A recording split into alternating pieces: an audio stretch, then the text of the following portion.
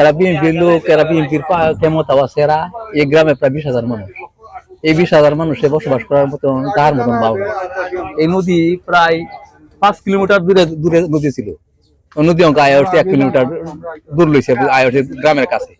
এই 20,000 মানুষের তো জমি হিতি, এই দেশের মানুষের জমি হিতি কম। কিশোরগঞ্জের করিমগঞ্জে নিষেধাজ্ঞা অমান্য করে নদী থেকে বালু উত্তোলনের অভিযোগ উঠেছে প্রভাবশালী চক্রের বিরুদ্ধে। মাছ ধরার জন্য নদী ইজারা নেওয়ার আড়ালে দীর্ঘদিন ধরে ড্রেজার দিয়ে বালু তোলায় নদী ভাঙ্গন তীব্র আকার ধারণ করেছে। 50 একর জমি আমরা ভাঙ্গে নিছি।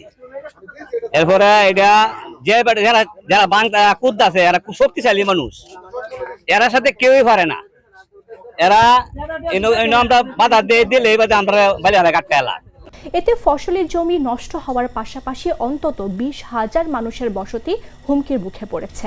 স্থানীয়রা জানায়, উপজেলার বালিখোলা ফেরিঘাট সংলগ্ন সুতারপাড়া গ্রামের সামনে ধনু নদীতে মাসের পর মাস ধরে চলছে অবৈধ বালু উত্তোলন।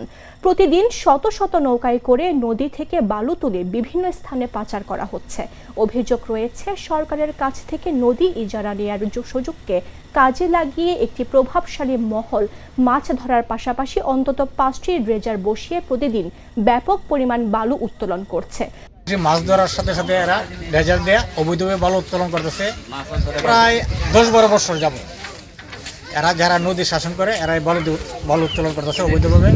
এদের মধ্যে 1 নম্বর হলো দিলওয়ার, 2 নম্বর নিবন্ধচন্দ্র বর্মন, 3 নম্বরে শরীফ, 4 নম্বরে কাবিরুল, 5 নম্বরে জাকিরুল, 6 নম্বরে সাদ্দাম, 7 নম্বরে হোসেন, 8 নম্বরে রইসুদ্দিন ভুইয়া। ফলে সুতারপাড়া সহ আশপাশের কয়েকটি গ্রাম ভাঙনের ঝুঁকিতে পড়েছে এবং ফসলি জমিতে বড় গর্ত সৃষ্টি হচ্ছে। স্থানীয় বাসিন্দারা জানান, বর্ষা শেষে নদী তীরের জমিতে তারা আলু, ভুট্টা ও মরিচ সহ বিভিন্ন ফসল চাষ করতেন, কিন্তু অপরিকল্পিত বালু উত্তোলনের কারণে এসব জমি দ্রুত বিলীন হয়ে যাচ্ছে। নদীর যে স্বাভাবিক প্রবাহ বা নদীর যে পরিবেশগত যে বিষয়গুলো সেগুলো যেন ক্ষতিগ্রস্ত না হয়, সেই শর্তগুলো কিন্তু জুড়ে দেওয়া হয়েছে। এবং একই সাথে পরিবেশের রক্ষার জন্য কিন্তু সামাজিক বনায়ন এবং অন্যান্য বিষয়গুলো দেখভাল করার জন্য বলা হয়েছে। এখনো পর্যন্ত আমাদের বিভিন্ন অভিযোগের প্রেক্ষিতে উপজেলা প্রশাসনের পক্ষ থেকে বেশ কয়েকবার মোবাইল কোর্টের অভিযান পরিচালিত হয়েছে এবং কর্তৃপক্ষের সঙ্গেও কথা বলা হয়েছে। উপজেলা প্রশাসনের পক্ষ থেকে ব্যবস্থা নেওয়া হবে। 200-র বেশি সার্ভিস ও ফিচারে লেনদেনের সব বিকাশ অ্যাপে সম্ভব।